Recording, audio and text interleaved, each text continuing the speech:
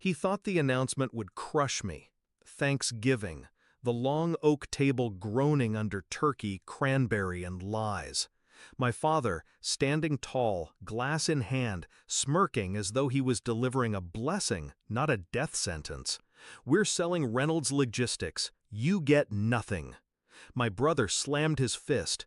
My sister smirked, always the favorite, already rehearsing the victory speech she'd waited her whole life to deliver. And me, quiet, hands folded, the dutiful one. "Who's the buyer, Dad?" I asked. Calm. Too calm. "A big company called Liberty Global," he said proudly, as though name-dropping royalty. That's when the laugh broke free, sharp, final. "Dad, that's me!" The room froze. Knives in mid-air, forks hovering over plates. Even the fire in the hearth seemed to choke on its own breath. But let me rewind. I grew up in the shadow of Reynolds Logistics. My father built it from the ground up, or so he loved to remind us. In truth, he built it on the backs of drivers who broke their bodies for scraps while he lived like a king. We were raised not as children but as pawns, his empire the board on which he moved us. I was the quiet one, the one who studied balance sheets when the others chased approval. My brother burned out in anger. My sister learned to mimic him, to laugh at his cruel jokes, to smile as he dangled the inheritance like bait. I pretended not to care. That was my first lesson in survival. The betrayal revealed itself slowly, like rust eating through steel. First, I noticed documents he forgot to share with me. Emails about restructuring, shares being moved. I wasn't copied in. Then came the whispers at board meetings, Liberty Global circling like a vulture. But when I tried to ask questions, he waved me off. "You don't need to concern yourself with this." That's when it clicked. He wasn't selling the company, he was selling us out. And he wanted me cut off. The anger was sharp, but it burned clean. I didn't cry, I didn't scream, I planned. Revenge, I've learned, is best written into contracts. I created Liberty Global, not as a real company, but as a shell. Clean paperwork, silent investors. A name vague enough to pass scrutiny. Every dollar I'd saved, every connection I'd cultivated, I funneled into it quietly. I even hired the same lawyers Dad trusted, making sure they never saw the strings connecting back to me. When the time came, Liberty Global slid into the deal with an offer so polished, so irresistible, my father couldn't help but sign. He thought he was outsmarting his own children, leaving us in the dirt while he retired a king.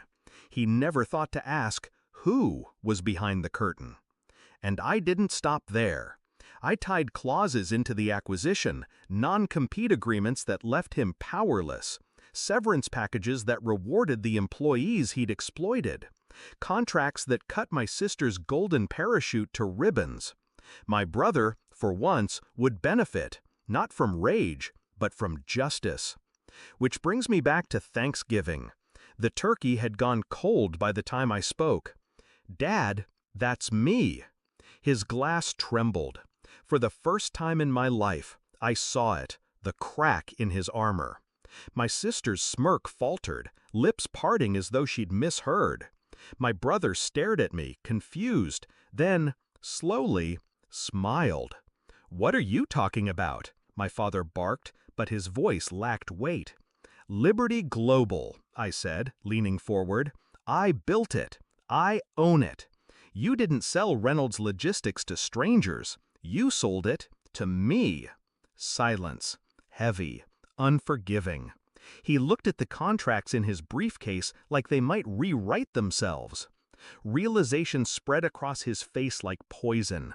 All his maneuvering, all his secrets, undone by the child he dismissed. "You tricked me," he whispered. "No," I corrected. "You underestimated me." The confrontation didn't last long. He tried to roar, but the board signatures were inked, the transfers already cleared. His empire was mine, piece by piece, line by line. And the beauty of it was simple. I didn't need to raise my voice. I didn't strike him. I let the paper speak. Every clause was a blade. Every initialed page a nail in the coffin of his control. My sister excused herself first, muttering curses. My brother raised his glass to me silently, an unspoken truce. And my father sank into his chair, small in a way I'd never seen him. The king had fallen, not to war, not to rebellion, but to a signature he never read closely enough. I walked out that night with the weight of a lifetime finally lifted. Did I feel guilty? No. Relieved? Absolutely. He raised us to play his game. He never imagined I'd learn it better than him. Now, when I walk through the offices of Reynolds Logistics, employees look at me differently. Not as his daughter, not as a pawn, but as the one who turned betrayal into empire. And sometimes, late at night, I think about his face